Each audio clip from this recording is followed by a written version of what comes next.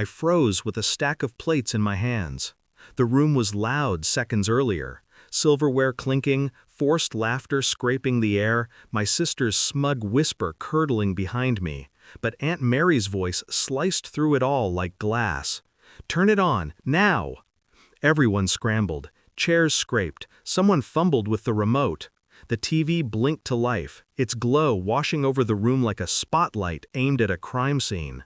I felt my heartbeat slow, not speed up, an odd, eerie calm that only comes when a storm reaches perfect symmetry. I already knew what they were about to see, but they didn't.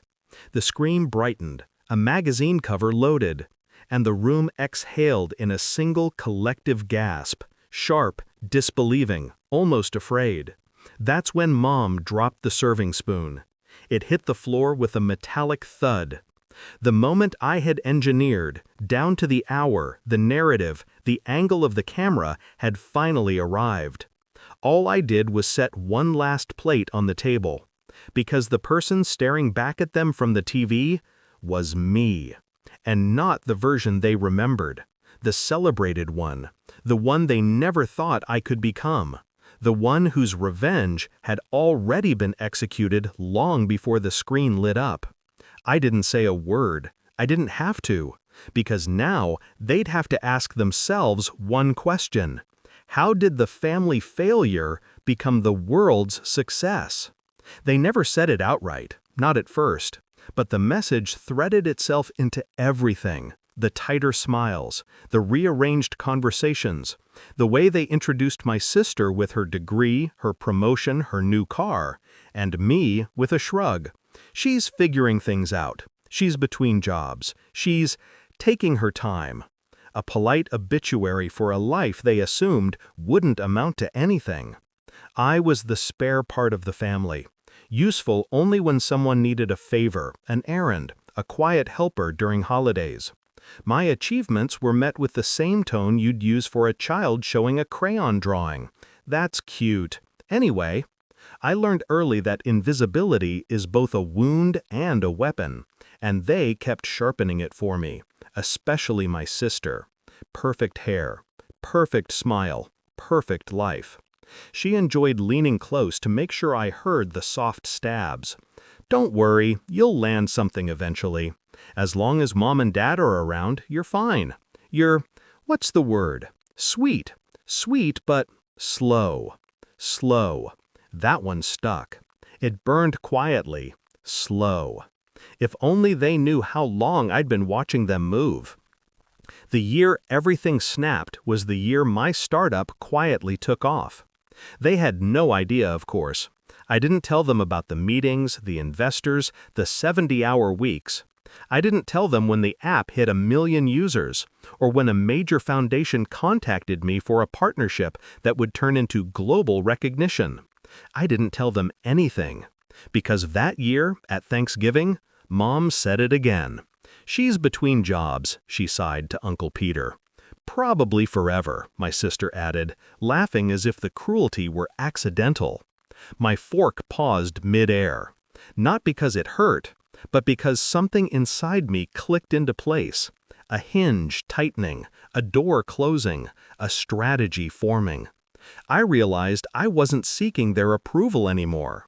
I was preparing my exit. And exits, when crafted well, can look like masterpieces. So I smiled, nodded, pretended their pity was my truth. And while they pitied me, I crafted the future. I built my company in silence, negotiated contracts in parking lots, slept 3 hours a night, rewrote the code myself when a developer quit. But the real shift wasn't in my work, it was in my mind. I stopped needing to prove myself. I started preparing to reveal myself. Not loudly, not spitefully, precisely. Because revenge isn't rage. Revenge is timing. Which brings me back to tonight, Christmas Eve. The dining room too warm, the candles too bright, the family too predictable. Mom tapping my wrist as I carried plates. "Just try not to drop anything this year, honey."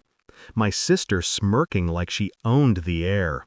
I stayed silent, moving through the room like a ghost they still assumed I was. Then Aunt Mary shouted. Then the TV lit up. And suddenly, I wasn't the ghost. I was the storm. Time Magazine's Person of the Year. The announcer read my name slowly, almost reverently.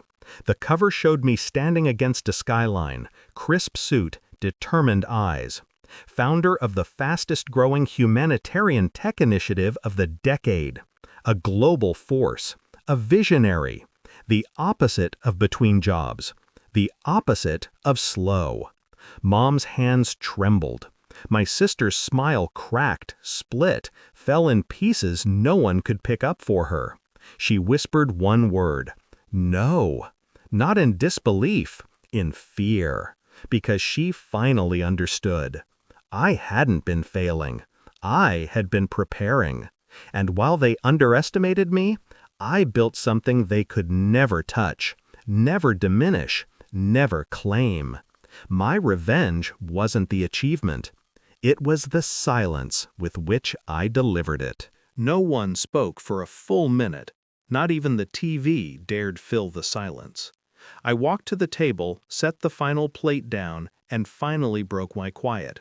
I'm not between anything, I said. Just that. Calm, controlled. Mom sat down as if her legs gave out. My sister stared at the TV as if staring long enough might change the outcome. It wouldn't. They never saw me coming. They never looked. I carried myself to the head of the table, not out of entitlement, but clarity. I didn't need their apologies, or their shock, or their sudden, scrambling pride. Their reactions were not my reward. My reward was this moment, the clean severing of the old version of me from the one I built myself. Quietly, relentlessly, beautifully. I lifted my glass. To being underestimated, I said. They flinched. I smiled. Because there is nothing more liberating than realizing you don't need a family that only loved the idea of you failing. And nothing more satisfying than proving them wrong without ever having to say a word. I took a slow sip, the room still frozen around me. The storm had passed, and I had finally stepped into my own weather.